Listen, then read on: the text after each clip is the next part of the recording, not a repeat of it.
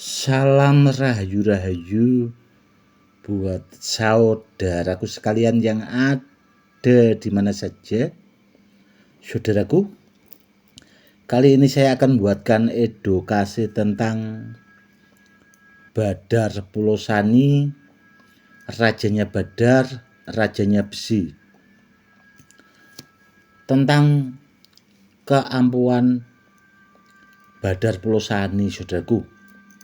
Itu sebenarnya sudah banyak terbukti, tidak hanya di zaman-zaman sekarang, namun orang dahulu, saudaraku, ya leluhur kita itu sudah banyak yang membuktikannya. Dan kebetulan, saudaraku, ini ada simpanan koleksi saya Badar Pulosani. Ini barang istimewa, saudaraku, karena koleksi lama juga. Ini dulu saya dapat itu barang peninggalan asli ori kuno, saudaraku. Yang seperti ini, saudaraku, itu kalau dipakai buat media sarana keselamatan, tuahnya sangat luar biasa. Karena yang seperti ini itu bahasanya induknya, saudaraku, sudah super barangnya, dan yang jelas sangat langka sekali, saudaraku. Ini kebetulan ya lumayan besar, saudaraku, lumayan besar. Tentang keampuhan Badar Pulosani, saudaraku, ya itu banyak, saudaraku, banyak sekali. Dan selama saya bikin channel YouTube itu, Badar Pulosani itu banyak juga yang termaharkan ke saudara-saudara kita yang ada di Malaysia, saudaraku, karena sekitar 1 tahun yang lalu itu ada pemahar dari Malaysia itu yang memahari Badar Pulosani itu 1 orang, saudaraku, ya. Itu lebih dari 10, saudaraku. Ada cincin Badar Pulosani, ada gelang, ada yang Badar Pulosaninya berpasangan sama besi kuning, ada yang Badar Pulosaninya itu memang sepasang, ada juga yang satu seperti ini, saudaraku.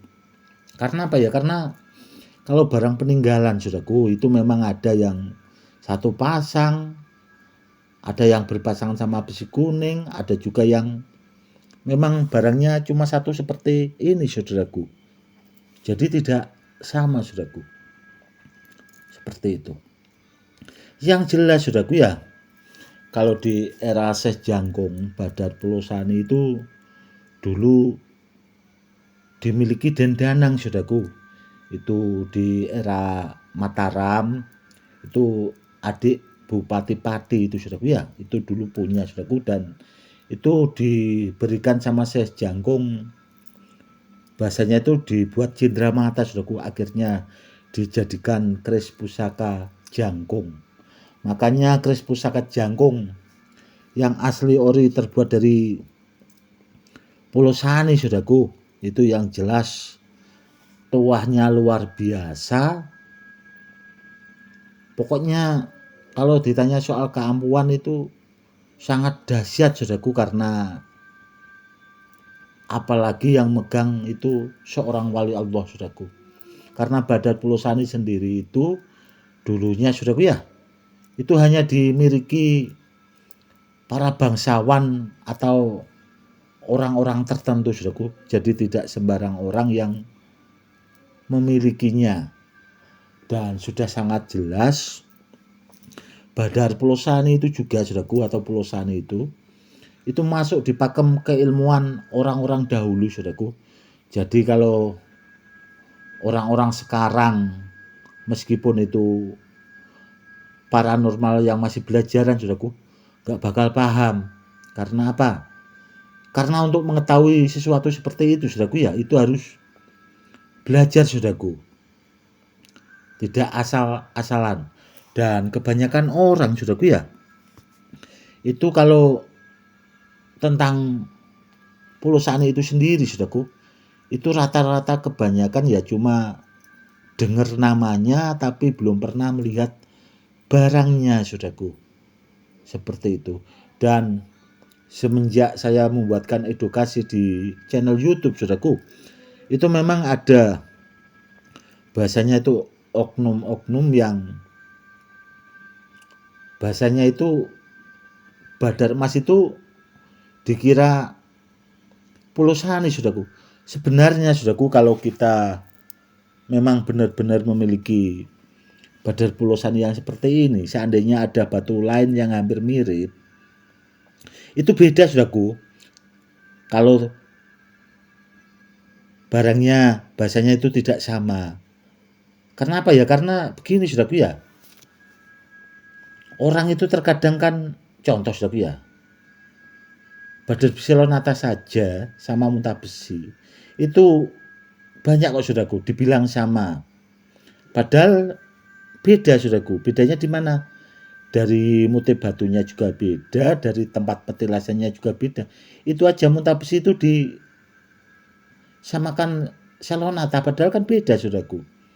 Dan yang badar pulosani yang asli seperti ini, saudaraku, itu yang hampir mirip itu badar emas, saudaraku. Namun sebenarnya beda kalau kita punya dua-duanya.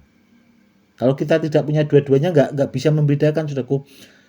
Kalau kepingin membedakan harus punya yang aslinya dulu, baru bisa bahasanya membedakan dengan benda yang lain, saudaraku. Itu yang harus wajib dipahami.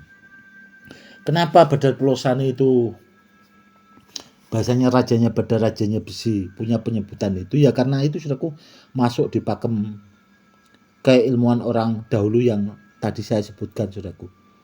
Itu kalau di dalam keilmuan, saudaraku, itu yang disebut dua, saudaraku, besi pulosani sama besi kuning. Dan kalau orang-orang dahulu, saudaraku ya, ini dulu, saudaraku, sebelum saya mahari itu, kata yang punya itu besi pulosani, saudaraku. Namun setelah saya teliti, saya memilikinya, memang ini dibilang batu ya bisa, dibilang besi bisa, saudaraku, karena batu setengah besi. Makanya ada sebagian orang itu, kalau orang-orang dahulu penyebutannya besi pulosani. Dan kalau saya, saudaraku, ya karena ini masih bahasanya ada kandungan batunya ya, itu tadi, saudaraku, badar pulosani. Seperti itu. Yang jelas, saudaraku, kalau untuk soal media keselamatannya, soal tuahnya, saudaraku, itu sangat banyak terbukti akan keampuhannya. Dan baru-baru sekitar beberapa bulan yang lalu, saudaraku, itu ada pemahar juga dari Kalimantan, saudaraku, itu di testimoni pakai cutter, saudaraku ya, karena banyak juga orang itu kalau disayatkan memang ya biasalah, saudaraku ya. Itu alhamdulillah itu saya bacok-bacok sama cutter, sama saya sayat itu, alhamdulillah tidak apa-apa. Ya seperti itu, saudaraku. Memang benda bertuah kalau bagus itu seperti itu, saudaraku. Yang jelas bila ada di antara saudaraku punya barang peninggalan badar pulosani, terlebih-lebih itu yang besar seperti ini, saudaraku, babonan seperti ini atau induknya itu tuahnya sangat luar biasa. Rendaman airnya saja, saudaraku, itu bisa langsung jaduk atau bahasanya takjrib. Apalagi kalau kita bisa memiliki bendanya. Kurang lebihnya seperti itu. Cukup sekian dulu ya, saudaraku. Itu tadi edukasi tentang keampuhan badar pulosani. Semoga edukasinya bermanfaat. Yang jelas benda bertuah itu intinya buat media sarana keselamatan, saudaraku, tidak untuk bahasanya itu takabur. Simpan baik-baik biar kedepannya bisa dipakai buat peninggalan anak cucu, karena benda bertuah itu bagian dari budaya untuk melestarikan benda-benda kuno, barang peninggalan leluhur-leluhur kita. Cukup sekian dulu ya, saudaraku. Salam rahayu-rahayu, salam hormat, saya Gus Edi.